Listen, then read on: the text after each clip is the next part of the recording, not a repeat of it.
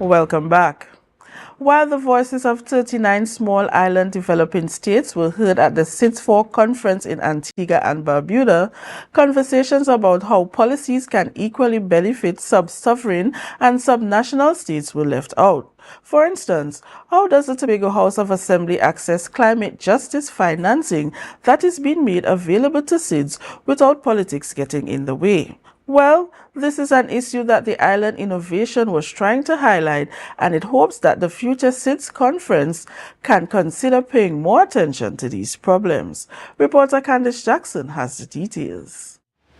And Innovation was the only entity at the SIDS-4 conference that focused some attention on the problems of sub-sovereign and sub-national island governments like the THA in accessing climate financing. It hosted the only event dealing with the subject matter among hundreds of others. Island Innovators CEO James Elsmore said they are aiming to put some focus on those challenges. And I think that the international donor community needs to acknowledge that and work with island governments to say, how can we ensure that, for example, capacity building opportunities are given to municipal governments or other island governments, as you mentioned.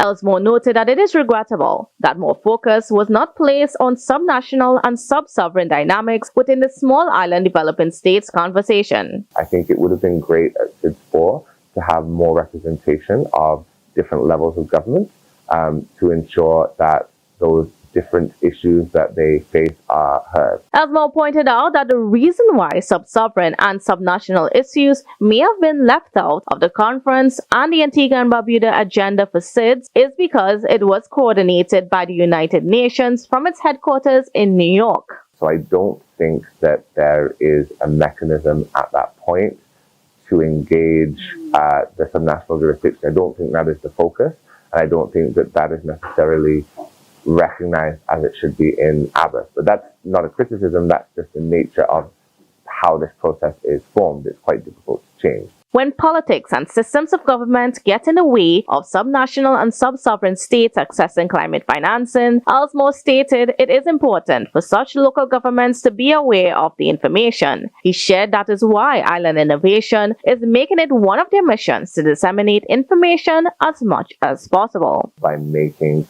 the sessions available online, providing policy reports, information that can be used by policymakers on the local level when it comes to this high-level international development, where sometimes for practical reasons it's hard to get in the room, just cost alone. Elsmore hopes that future SIDS conferences and outcome policy documents can cater to problems faced by local governments such as the THA in accessing climate financing.